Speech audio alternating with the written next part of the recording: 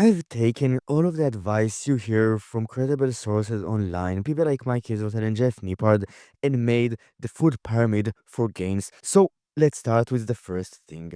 The first and most important thing in this food pyramid is calories. Here's the thing. At the end of the day, the calorie balance determines how your weight moves. If you gain weight, you gain fat. If you train and focus on the other parts of the pyramid, you will also gain muscle, but that's how you gain weight. You need to be on a caloric surplus. If you're not on a surplus, if you're on deficit, you should lose weight. And if you're on a maintenance, you should maintain your weight. What a modern food pyramid misses is the focus on changes in body composition, because at the end of the day, one of the most unhealthiest things you can be is fat, like full on obese. Like if you would go and look at all of the studies and statistical analysis on people with higher BMI, which is not the best way to measure body fat, but it is a pretty good one, you would see that people with higher BMI die younger on average. More disease, worse health. That's just a fact. And that's the first part of it. The second is the macronutrient balance. Macronutrients are really important. And a lot of people think they need to eat a certain food to increase their metabolism. They need to eat celery to increase their metabolism. That onion will increase their metabolism and testosterone, when in reality, macronutrients make a much bigger of an impact. I won't go into each one in details. I will just give you the major things each one does, and you probably know. Fats are good for hormones. Eat enough fats to optimize your hormonal health and to not have fat cravings, especially during weight loss. Um, Protein. Protein is important for muscle gain. Eat as much protein as you can. 1 gram per pound of body weight is the sweet spot. Strive together. If you can't, eat a bit less. And carbs are good for as an energy source when you work out. And then there is a third category, and it is micronutrients. So there is the car analogy that everyone wants to use and loves to use. Fucking, there is the car, you have the oil, and when you add all of the other stuff on top of that, the car performs better, like your body, bro.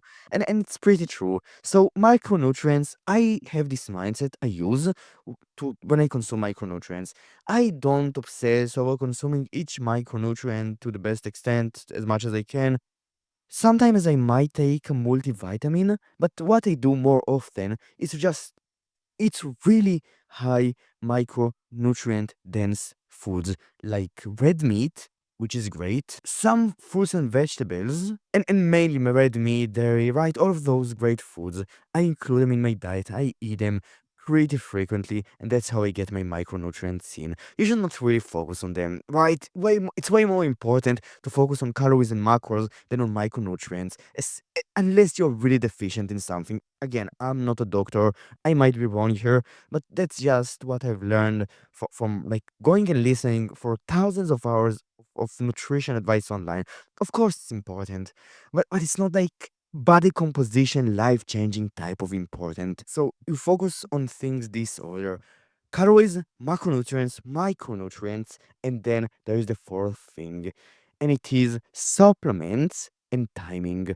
Timing. So you've probably heard about the anabolic window.